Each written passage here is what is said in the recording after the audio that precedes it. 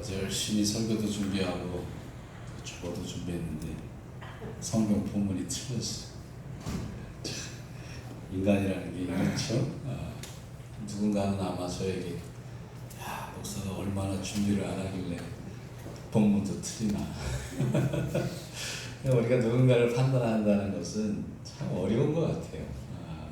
도리어 다른 거 더 열심히 하다 보니까 이런 것들을 그냥 일상이다 보니까 넘어가는 것도 참 많은 것 같아요. 제가 유난히 잘 틀린 부분이 이런 주보예요, 주보. 분명히 했다고 생각했는데 없는 경우가 있죠. 그렇지만 전체를 보면서 우리가 인간의 노력과 그의 어떤 됨됨이를 파악하는 그런 좀 폭넓은 시선이 필요합니다. 우리도 그렇게 바라봐줬으면 좋겠잖아요. 우리도 예수님 말씀처럼 내 마음을, 내 몸을 사랑하는 것처럼 상대방을 더 좀 많이 사랑했으면 좋겠다. 그 선을 지킨다면 우리가 말하는 법은 우리의 어떤 사회를 유익하게 할 것이다 라는 생각을 가져봅니다. 며칠 전에 우리 아내가 늦게 끝나서 터미널에 있는 짜장면 짬뽕집이죠. 원래 짜장면 집에 갔는데 저는 보지 못했는데 이제 부부가 핸드폰을 가지고 막 싸우는 거예요. 아내가 큰 아들이 있었는데 핸드폰 뺏어 막 그래가지고 이제 남편은 막 뭘 지우려고 하는지 막 그러고 그런 걸 보면서 우리 아내가 이제 다 봤으니까 우리 아내가 아무리 봐도 남편이 바람을 피우는 것 같다. 그 이제 뭐 전화 온 걸 지우려고 했다든지. 그래서 얘기했더니 도면이가 듣더니 이렇게 얘기합니다. 갑자기 아빠 나중에 바람 피고 그래서 엄마하고 서로 싸우면 나는 가만히 안 있을 거야. 더 웃긴 거는 그렇게 심각하게 이야기하고 나서 묻습니다. 그런데 엄마 바람 피우는 게 뭐야? 우리 부부는 동현이 말 때문에 한참 웃고 말았습니다. 동현이는 바람 핀다는 것이 무엇인지 모르지만 심각하게 싸우는 부부의 모습이 싫었던 것입니다. 그리고 그 사이에 서 있는 그 아들의 모습을 자기와 동일화시킨 거예요.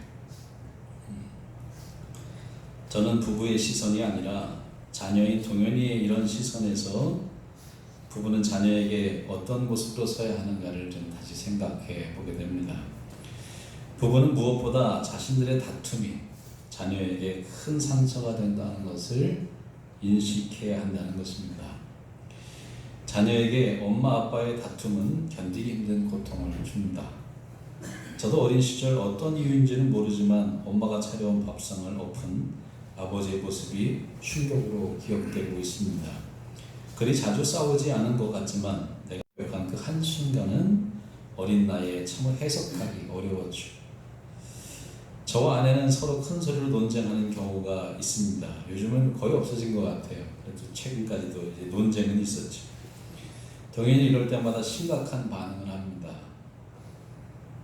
엄마 아빠 싸우지 말라. 와서 슬픈 목소리로 얘기를 합니다. 싸우는 것이 아니다. 논쟁하는 거다.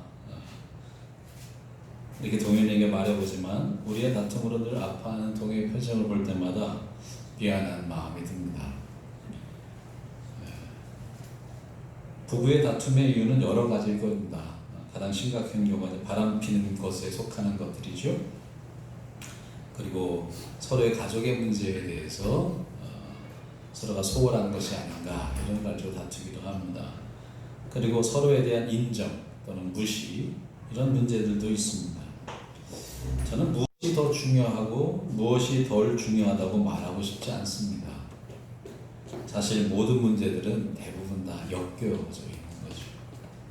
바람 피는 것도 서로의 가정에 대해서 불만을 갖는 것도 서로 인정하고 또는 무시하는 이런 과정들도 다 연관성을 가지고 있습니다. 우리들은 부부의 가장 중요한 문제를 서로에 대한 사랑이라고 합니다. 여기서 사랑이란 서로만을 중요한 이성으로 생각하고 서로에게만 집중해야 된다는 서약과 같은 것들에 대한 충실한 이행을 말하는 것이죠. 이것이 누군가에 의해서 위반된다고 생각하면 다툼이 발생합니다. 요즘 자주 언급되는 것처럼 위법이 아니어도, 실제 바람을 피지 않아도, 법률적인 위반이 아니어도 정서적 위법, 이것에 의해서 주로 다툼의 가장이 되는 것이 또 부부들의 문제들입니다. 우리는 서로를 향해 서약을 절대적 기준으로 삼아 서로의 사랑에 충실하지 않음을 비판합니다. 우리는 검찰이 되죠. 정말 대단한 검찰이 됩니다. 인권을 유린하는 검찰이 되죠. 아내는 남편의 인권을 유린하고 남편은 아내의 인권을 유린합니다. 그 법 앞에는 절대 인권이 존재하지 않습니다. 그러나 처음 사랑은 서약으로 시작되는 것이 아니죠. 사랑하기에 결혼하는 것이지 결혼했으니 사랑하는 것은 아닙니다. 너무 쉬운 문제지만 한번 생각해 보세요. 서약해서 사랑하는, 물론 옛날에는 조선시대는 억지로 이제 결혼했기 때문에 살아가는 경우가 있었지만 요즘은 대부분 다 사랑하니까, 살만하니까, 좋아하니까 결혼을 합니다. 사랑은 자연 발생적인 것이죠. 좋은 조건이 있어도 사랑하지 않는 경우가 있고, 좋은 조건이 아닌데도 사랑하는 경우가 있습니다. 서로의 필요에 의해서 생긴 것이기도 하죠.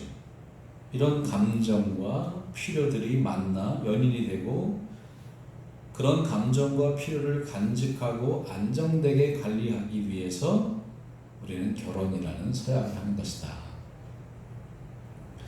그런데 우리는 서약에 의해 사랑이 유지되는 것처럼 서로의 서약으로 사랑을 지키려고 하고 통제하려고 하고 서로를 규탄합니다.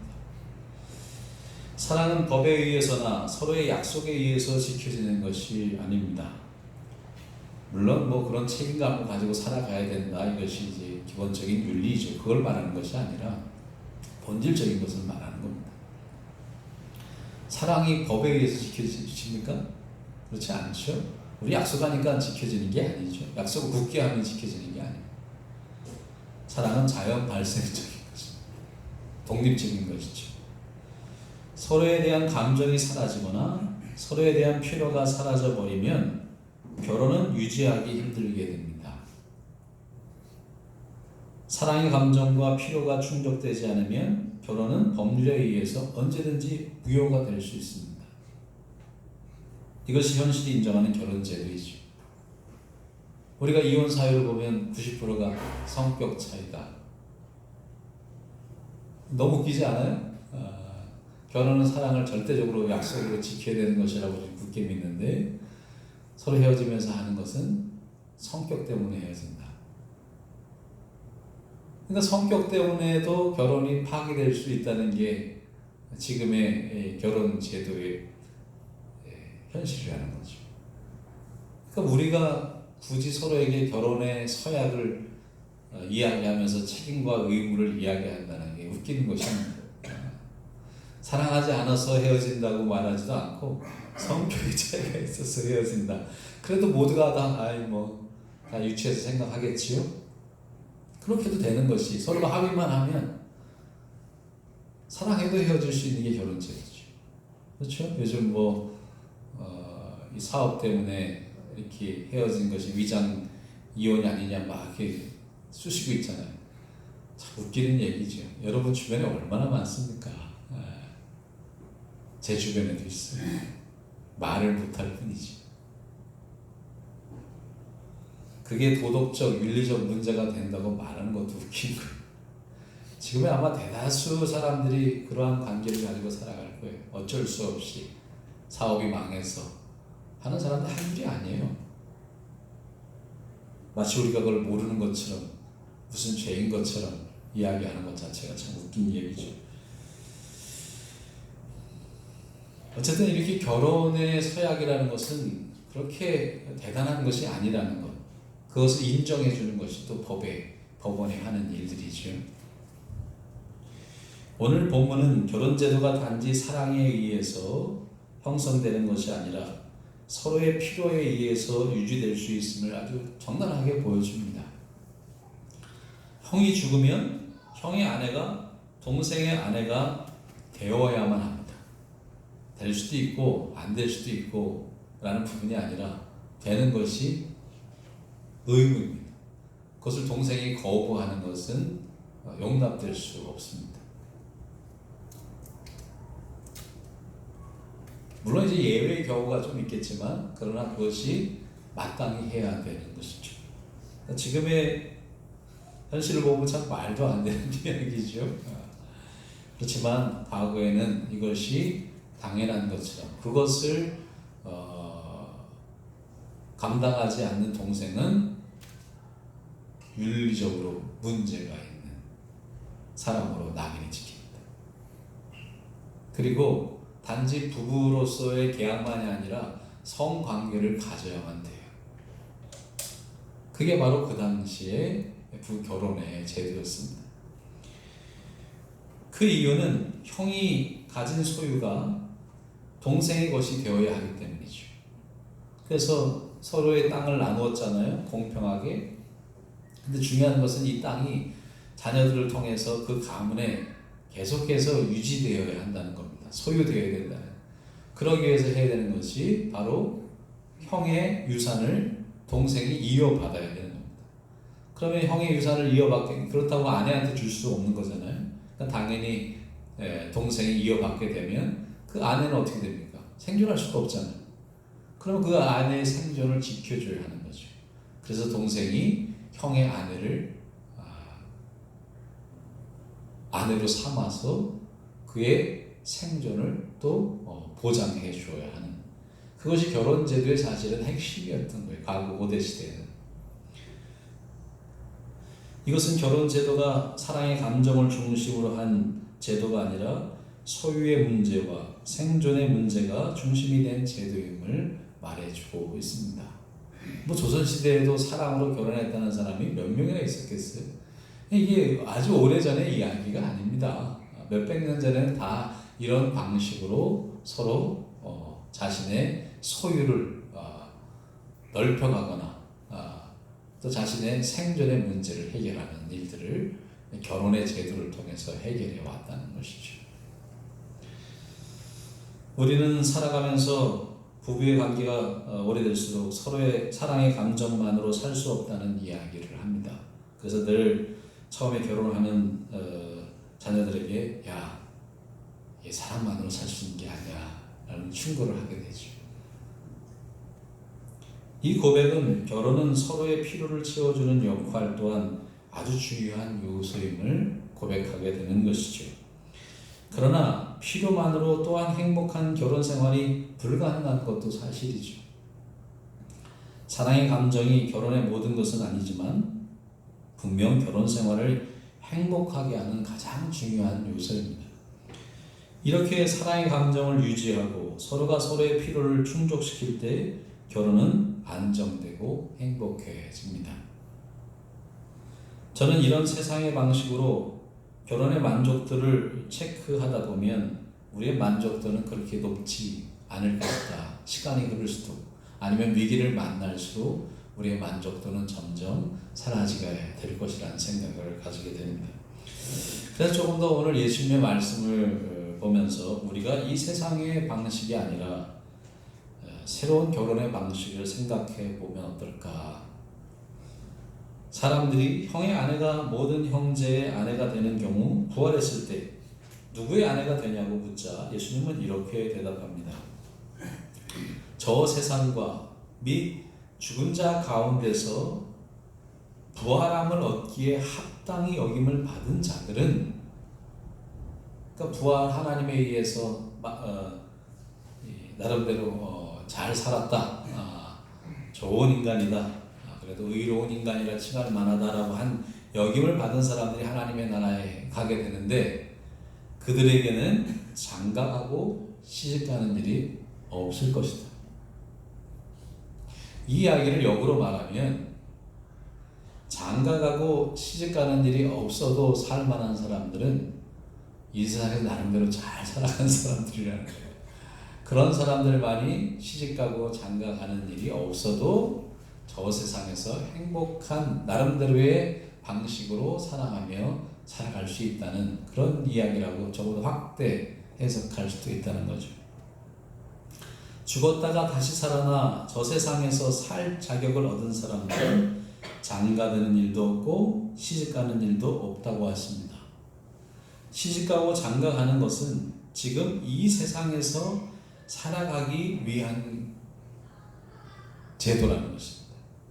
저 세상에서는 필요 없는 제도라는 거죠. 그러나 이 세상에서는 꼭 필요한 제도입니다. 저 세상은 결혼이 필요하지 않습니다. 왜냐하면 저 세상에는 출산해야 될 이유가 없어요. 그렇죠? 죽은 자들이 다 가서 그냥 가득 찼을 텐데 왜 출산을 해야 돼? 계속 죽은 자들이 올라올 거 아니에요. 그 저 위에 가서 출산하면 하나님의 나라가 좁아가지고 누군가를 경쟁률이 높아질 수밖에 없잖아요. 출생하면 큰일 납니다. 우스갯소리를 하는 것이고. 어쨌든 하나님의 나라는 제도적으로도 굳이 필요하지 않아요. 그렇지만 이 세상에서는 생육하고 번성해야 하는 이유가 존재하는 겁니다. 하나님께서 인간을 만들고 요청한 게 뭐예요? 생육하고 번성해라. 그래야 인간의 종족이 살아남을 수가 있고 자신을 모든 위협으로부터 지켜낼 수가 있는 겁니다. 인간이 이렇게 많지 않으면, 떼구리처럼 많지 않으면 우리가 살아날 수 있을 것 같아요? 그 험난한 아프리카 무슨 저기에다 우리를 혼자 놔둔다면 우리가 사자와 싸워서 이길 수가 있어요? 이 많은 종족들이 뭉쳐서 살기 때문에, 생육하고 번성했기 때문에 인간의 뭐 지식이라든가 도구 활용 이런 것들이 가능해지는 것이지요. 이 세상에서 그래서 남자는 수고함으로 가족의 경제적인 필요를 채워야 하는 책임을 갖게 됩니다. 요즘 여자들이 또 같이 갖게 되죠. 그 여자는 인류 번영을 위해서 아이들을 잉태하고 출산하고 양육해야만 합니다. 그러니까 하나님께서 에덴 동산을 내서 쫓겨내고 주었던 것은 인간이 생존하기 위해서.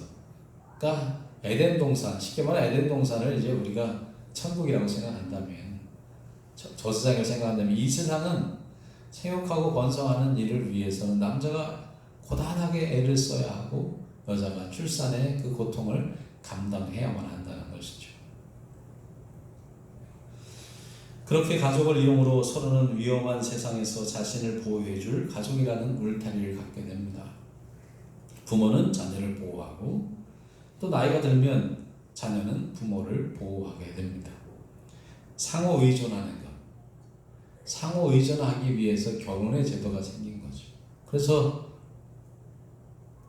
아내를 돕는 배필이다. 이 이야기는 서로의 상호 의존을 통해서 생존하게 만드는 거죠. 물론 거기에 이제 서로의 외로움을 극복하게 하는 일이 가장 중요한 요소이기도 하죠. 그러나 출생이 필요하지 않은 저 세상에서는, 서로가 위협이 되지 않는 저 세상에서는 결혼의 제도가 필요하지 않게 됩니다. 그리고 모두가 하나님의 자녀라는 동질성을 가진 세상에 살아가게 되죠. 그러니까 누구의 자녀가 아니에요. 하나님의 나라에 가면 다 하나님의 자녀입니다. 그러니까 모두가 같은 가문이에요. 그리고 같은 형제와 자매가 됩니다. 그러니 경쟁하거나 서로를 빼앗기는 일들이 없을 수밖에 없게 되는 거죠. 전쟁이 존재하지 않게 되는 거죠. 모두가 하나님 안에 한 가족이니까. 결국 하나님의 자녀라는 동질성을 가진 세상에서는 모두가 형제애로 살아가게 되어 있습니다. 그 형제가 서로를 아끼고 사랑하게 할 것입니다. 굳이 서로를 지켜주고 아껴줄 것을 약속하는 결혼 제도가 필요 없어지는 것이죠. 그러면 이 세상이 아니라 저 세상의 사랑은 무엇일까? 저는 저 세상의 사랑은 이성의 사랑이 아니라 친구 간의 사랑이라는 생각을 하게 됩니다. 이성의 사랑이 존재해야만 결혼이라는 것이 가능해지죠. 그리고 출산이라는 게 가능해지고 또 생존을 위해서 가족을 보호하고자 하는 헌신적인 사랑이 만들어지게 됩니다. 그러니까 우리가 이성의 사랑이라는 것은 하나님의 입장에서 볼 때, 큰 입장에서 볼 때 인간이 생육하고 번성하기 위해서, 서로를 보호하기 위해서 필요했던 그런 요소라는 거죠. 그래서 굳이 하나님께서는 이성 간의 사랑이 절대화되는 것이 얼마나 많은 문제를 일으킵니까, 사실은. 그럼에도 불구하고 이성 간의 사랑을 굉장히 중요한 감정으로 사용하게 하시고 이 세상에 어떻게 보면 가장 중요한 가치로 여기게 만들었던 거죠. 그러나 저 세상에서는 출생이 필요 없는, 생육하고 번성할 것이 필요 없는 세상에서는 이성의 사랑이 아니라 친구 간의 사랑, 그러니까 모두가 친구가 되는 거죠.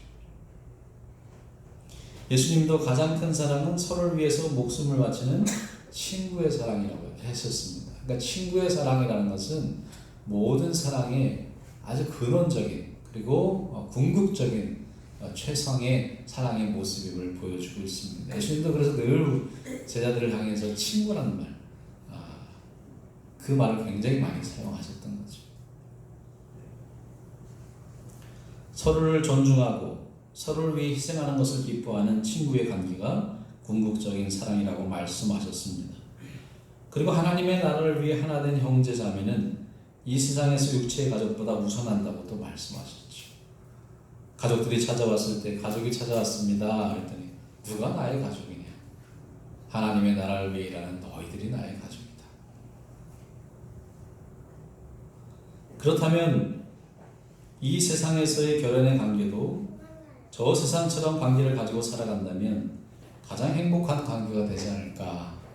그렇다고 해서 이성의 관계를 파괴하는 것이 아니고 이성의 관계를 가지고 살아가지만, 그러나 우리가 생각할 때 이성 중심의 관계, 우리가 말하는 이 세상의 방법, 서로를 소유하고 독점하고 그래서 그것에 의해서 다툼이 일어나고 서로를 통제하는 이런 방식이 아니라 서로 그러한 인간으로서 가져야 될 이성의 결혼 제도를 인정하면서, 그러나 이 영적인 방식, 마음의 방식에서는 서로를 친구의 관계로 두어야 한다는 것이죠. 그렇다면 우리에게 이런 이성으로 생겨나는 많은 문제들, 어떻게 보면 불필요한 서로에 대한 지적과 싸움들, 그래서 더 좋은 관계로 갈 수 있는 관계를 파괴시키는 일들이 저는 해결될 수 있지 않을까라는 생각을 하게 됩니다. 결혼하였지만 결혼하지 않은 관계처럼 살아가는 것이죠. 저는 그 관계가 바로 친구의 관계라고 생각합니다. 가장 친밀한 친구 관계를 부부의 이상적인 관계라 생각하면 우리는 불필요한 다툼들을 많이 제거할 수가 있게 됩니다. 친구는 계약의 관계가 아닙니다. 오직 서로에 대한 기쁨으로만 유지되는 관계죠. 너만 나의 친구가 되어야 한다고 독점하려고 하는 사람을 좋은 친구라고 하지 않죠? 그런 친구들은 찌질이 친구죠. 왜 날 독점하려고 그래? 그런 친구들이 있어요. 그건 친구의 본질을 훼손하는 것이죠. 스스로 독립적으로 존재하면서도 언제든지 서로가 필요하면 만나고 또 다시 필요하면 자신의 자리로 돌아갈 수 있는 것, 이것이 친구이죠. 나만을 바라보고 나만의 필요를 채우라고 요구하지 않습니다. 서로에게 충분히 서로를 바라보고 서로의 필요를 채워주는 것을 기뻐합니다. 요구하지 않으면서 서로를 충분히 바라보고 또 서로의 필요를 채우기 위해서 애를 쓰는 것이 친구의 관계이죠. 나이가 들어도 서로에 대한 사랑의 감정이 깊어지는 부부들의 공통점을 보면 친구 같은 부부입니다. 친구같이 살아가는 부부들은 다 하나같이 행복해요. 그들은 서로를 통제하거나 종속시키려 하지 않는 친구의 관계로 살아갑니다. 서로의 개성을 인정하고 서로의 욕구를 탓하지 않습니다. 우리 상진이가 열한 친하잖아요. 애써 그 일산까지 가고 걱정하고. 그렇지만 그가 어떠한 남자를 만나건 어떤 행동을 하건 윤리적으로 비난하지 않죠. 그 이야기는 부부간의 윤리적인 걸 깨치라는 얘기가 아니라 그것이 나에게 큰 민감한 부분이 아니라는 거예요. 친구라는 것은 그것이 민감한 부분이 아니라는 거죠. 서로가 서로를 위하고 서로가 서로에게 끌리는 어떠한 것에 의해서 충분해지는 관계인 거죠. 그것이 중심이 될 때만 부부의 관계는 불필요한 서로의 논쟁과 다툼들이 해소될 수 있을 것이다. 물론 서로가 지킨 약속들이 파괴되면 당연히 싸울 수밖에 없죠. 그렇지만 제가 말하는 것은 불필요한 싸움들이 전개되지 않도록 하는 우리의 관계의 방식이라는 겁니다. 약속의 방식이 아니라 약속이 없는 친구의 관계로 살아갈 때만 우린 도리어 그러한 약속을 더 잘 지켜낼 수가 있다.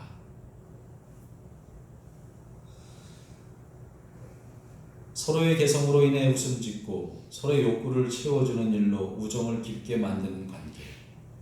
이런 방식으로 부부가 살아간다면 얼마나 좋을까. 그렇다면 절대 바람을 못 피울 거예요.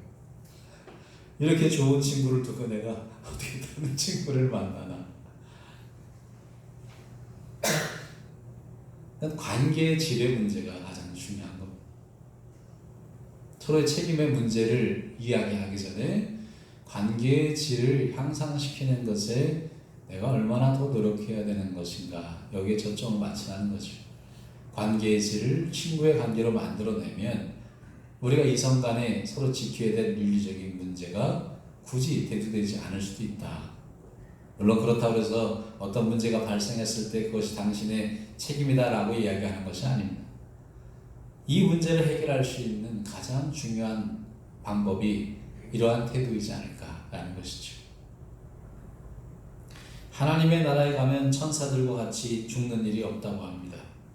그리고 모두가 하나님의 자녀가 된다고 합니다.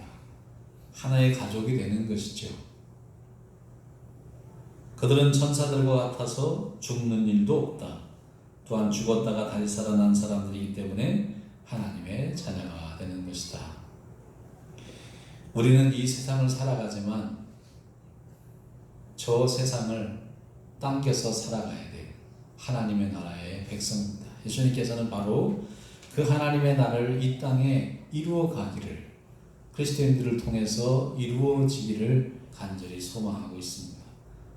저 세상의 방식이 이 땅에서 이루어질 때만 인간이 이 세상의 방식에 의해서 끝없이 싸우고 책임을 묻고 정죄하고 전쟁하고 비난하고 돌을 던지는 이 싸움에서 해방될 수 있기 때문인 것이죠.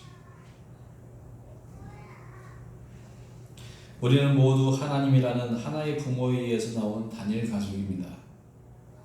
이 세상에서도 저 세상처럼 하나의 가족처럼 살아야 한다는 것입니다. 하나님의 나라에 들어가기에 합당한 사람들은 장가가고 시집가는 일이 없다고 합니다. 이 세상을 사는 동안도 저 세상처럼 시집가고 장가가는 일로 서로를 구속하고 서로에 집착하는 세상의 관계를 우리가 버려야 된다. 그리고 예수가 보여주신 깊은 친구의 관계로 소유하지 않으므로 더 깊이 소유할 수 있는 그런 깊은 친구의 관계를 만들어 가시기를 간절히 축원합니다. 하나님 아버지 감사합니다. 사랑하는 일에 더 성숙하기를 간절히 원합니다. 소유욕에 의해서가 아니라 또한 그 반대로 욕망에 의해서가 아니라 서로를 깊이 목숨 다해 사랑할 수 있는 참으로 성숙한 친구의 관계로 살아갈 수 있도록 우리를 축복해 주시옵소서. 다툴 수밖에 없는 모든 관계 속에서 우리가 서로를 새롭게 설정함으로 이 세상이 아니라 저 세상의 방식으로 생각을 설정함으로 많은 사소한 문제들을 극복하고 그래야 결정적인 문제를 만들어내지 않는 그런 안정적 가정을 이루어갈 수 있도록 축복해 주시옵소서. 천사들과 같이 또한 우리가 이 모든 세상의 어려움 속에서도 올곧고 자비로운 마음을 잃지 않은 죽음을 극복한 인간처럼 이 세상을 살아낼 수 있도록 도와주시옵소서. 그리하여 하나님의 나라가 우리의 마음에, 또 우리의 부부의 마음에, 그리고 우리 자녀들의 마음에, 그리고 우리의 모든 마음에 임하게 하여 주시기를 예수 그리스도 이름으로 간절히 기도하옵나이다. 아멘. 다 같이 찬양하며 성찬과 봉헌의 시간 갖겠습니다.